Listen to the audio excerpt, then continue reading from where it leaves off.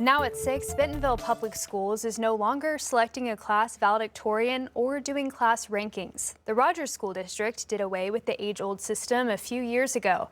5 News reporter Bo Russell is speaking with educators, parents, and students about the change. Bo, what are they saying?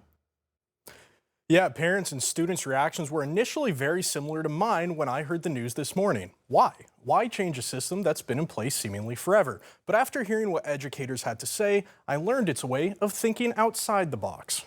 It's a little frustrating not being able to really put it on any of your other application things in terms of accomplishment, to say I'm in this top percent. Emily Maxwell is a Rogers Heritage senior who is honored today for her hard work in her AP classes. Rogers Public Schools doesn't keep class ranks or award valedictorians. As of last night, Bentonville Public Schools won't either. It's a little frustrating of knowing that you have a certain achievement score but not being totally sure on what it would be. Like Emily, I wanted to know why schools are moving away from class rankings. Just created an extremely unhealthy competition.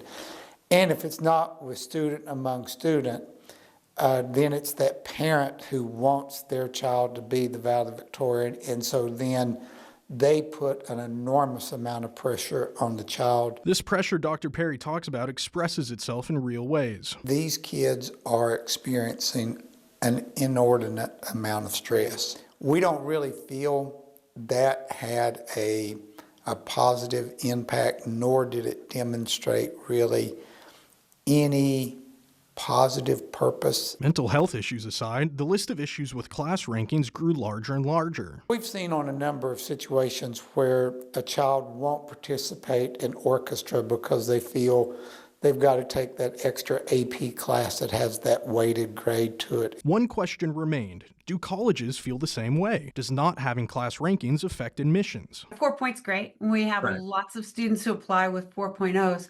But I don't think that should be any student's end goal. Like many, I thought the higher the GPA, the better.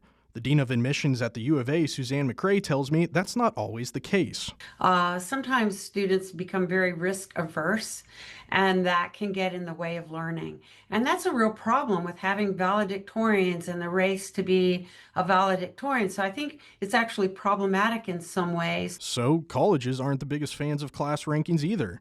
That came as a shock to Emily. I find that, honestly, I've never heard of how college admissions people feel about it. I actually haven't thought about it that way, and that's a very, now that I'm thinking about it, that's a very solid reason not to have it. Emily didn't need a class ranking to think outside the box. Do you enjoy the idea of having different groupings of class rank instead of exact numbers? Suzanne McCrae also told me that when considering college applications, things like extracurriculars and variety of classes taken play a large role in decision making. I'm Bo Russell, 5 News.